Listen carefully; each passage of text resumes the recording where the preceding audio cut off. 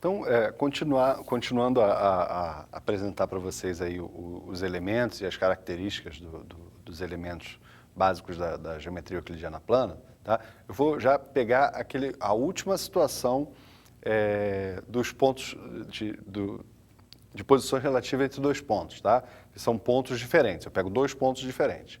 E aí agora eu vou pensar em ligar o ponto, aqui no meu exemplo, pensar em ligar o ponto A até o ponto B, certo? E eu posso ligar o ponto A até o ponto B de várias formas, tá? Então aqui eu coloquei diversas trajetórias possíveis aí, partindo de A e chegando até B, tá? Uma vindo aqui por cima, outra fazendo aqui uma cobrinha, né? Uma descendo um pouco e depois subindo um pouco ali. E essa última aqui, vai ser a interessante para mim, tá? Eu vou definir segmento de reta, e aí guarda um pouco aí, que depois a gente vai falar direito sobre reta, tá? Mas eu vou primeiro dizer o que é um segmento de reta, tá? E eu vou considerar segmento de reta a menor trajetória que eu posso traçar de A até B, e é claro, de B até A seria a mesma coisa, tá? Então, na nossa definição aqui, dados dois pontos distintos, A e B, tá? Um segmento de reta, tá? Vai ser a menor trajetória que eu posso traçar de A até B ou de B até A. Tá? E como de A até B ou de B até A acaba sendo a mesma coisa, tá? Eu vou dizer que o segmento de A até B, que eu vou chamar de segmento AB, tá? É o mesmo de B até A, que eu chamo de segmento BA. Na nossa definição ali de segmento apareceu uma palavra que pode causar confusão para a gente, tá?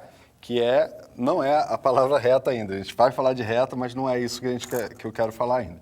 Eu quero falar desse termo que eu usei aqui, tá? Menor trajetória. Bom, já que eu estou falando ali que existe uma menor trajetória, tá? Em princípio, você logo iria se perguntar se, então, eu consigo medir as trajetórias, né? E isso é um ponto importante aí do nosso estudo, tá? Porque, sim, a gente vai conseguir medir trajetórias. A gente vai ter um instrumento, tá? Que vai permitir a gente medir a trajetória. E o que vem a ser medir a trajetória? Bom, em princípio, a ideia seria que você iria determinar uma unidade de comprimento, tá? E você ia comparar essas linhas que eu coloquei ali, as trajetórias, tá? Com essa unidade de comprimento, tá? A gente não vai se alongar muito nessa medição, porque isso dá bastante discussão e na verdade, eu vou estar usando aí, uma parte da matemática que é bastante complicado de a gente explicar no começo. Depois, com o tempo, isso aí vai ser meio que natural e todo mundo vai entender sem problema, tá? Então, eu vou, para não causar muita controvérsia, tá? Eu vou considerar que a gente tem um instrumento, tá? Que é capaz de medir as coisas, certo? Medir comprimentos, tá? Então, o instrumento que a gente vai usar para medir comprimentos é a famosíssima régua, tá? Então, a gente vai considerar que existe uma régua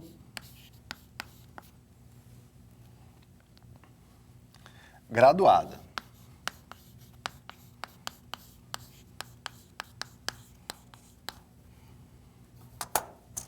Tá? Uma régua graduada, tá? É um objeto que todo mundo já conhece mais ou menos, tá? Onde eu tenho aqui números,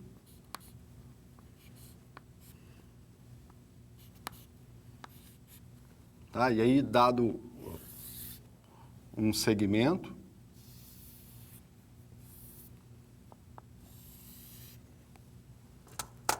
aqui o segmento,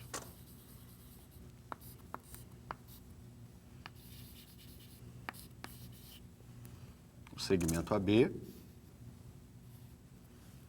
tá? Digamos que eu tenha colocado a minha régua aqui, tá? E aí eu digo que o segmento AB mede 2, assim, A, B.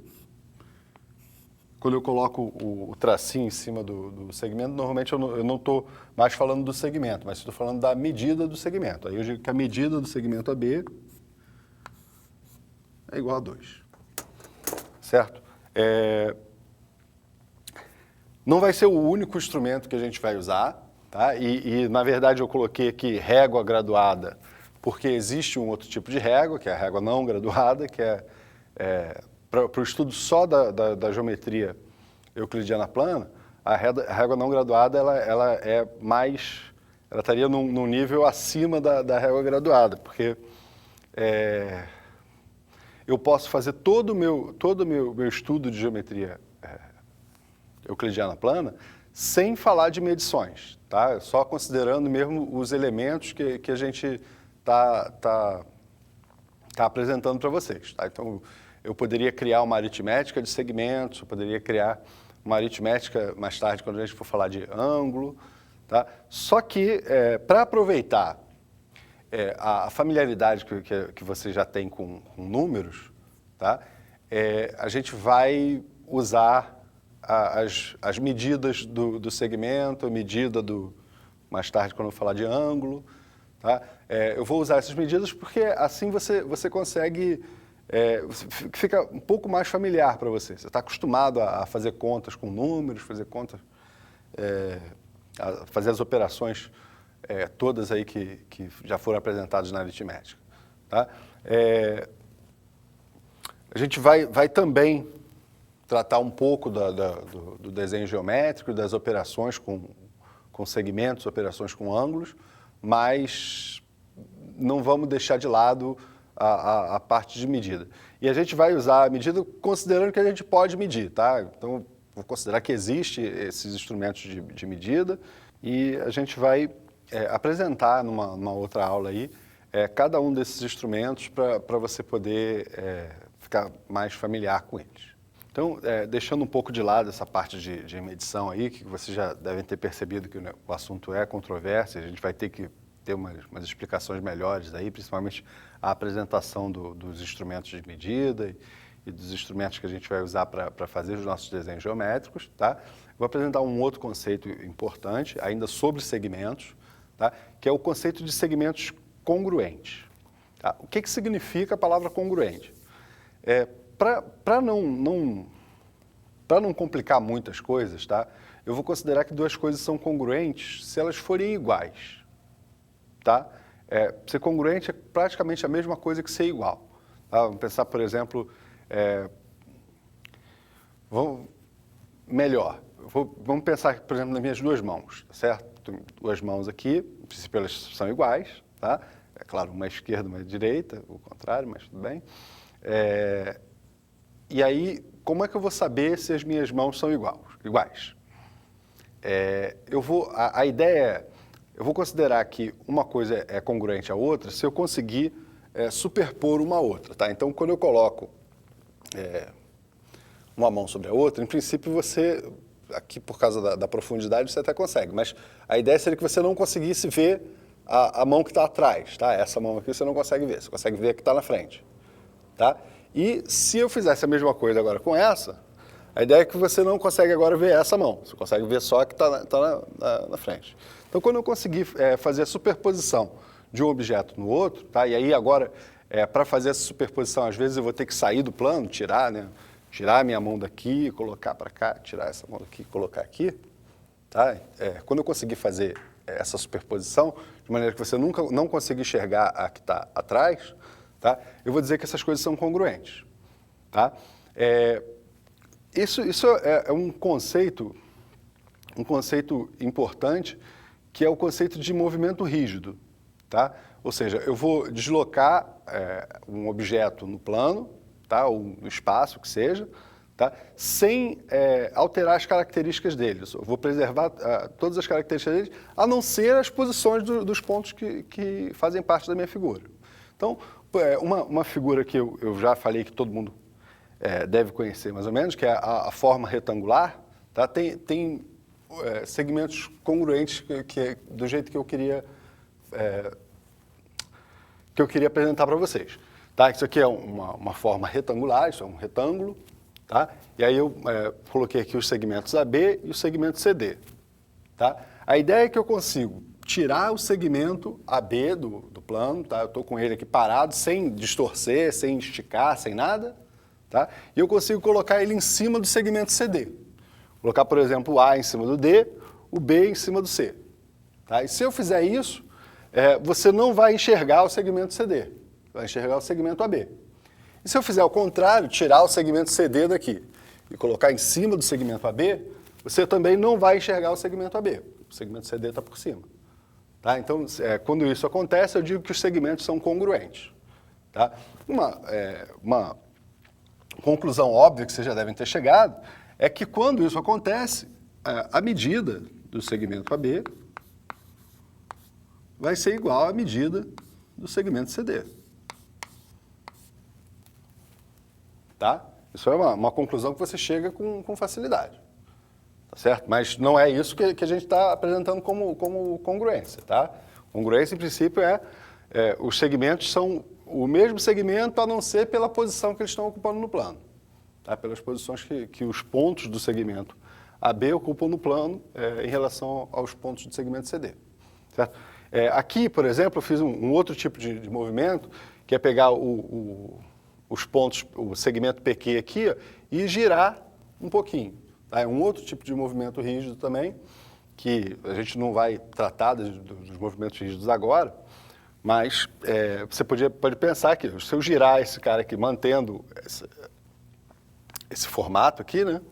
Tá? O segmento PQ pode, se fosse sobreposto ao segmento SR, tá? O RS, você não conseguiria enxergar o segmento que está embaixo. E a mesma coisa, se eu pegasse o segmento SR e colocasse em cima do segmento PQ, você não iria enxergar o segmento PQ que ficou por baixo. Tá? Por que isso daí é importante? Porque quando a gente trata aqui dos segmentos, eu coloquei aqui um segmento AB, vou pegar um segmento AB aqui.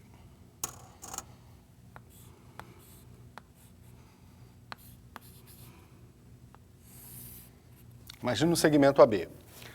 Sobre o segmento AB, eu posso pegar, existem várias posições aqui nessa trajetória, tá? Eu posso pegar uma posição, essa posição M, certo? Essa posição M que eu peguei em particular, era uma posição tal que o segmento AM é congruente ao segmento MB. Certo? Se eu tenho isso, eu digo que M é o ponto médio de AB. Tá? Ponto médio, quem tem ponto médio é segmento, tá? Então, ponto médio do segmento AB. Certo? Isso é começo de uma coisa importante, né? Porque aqui eu já tenho que, por exemplo, dizer que M é um ponto do segmento AB.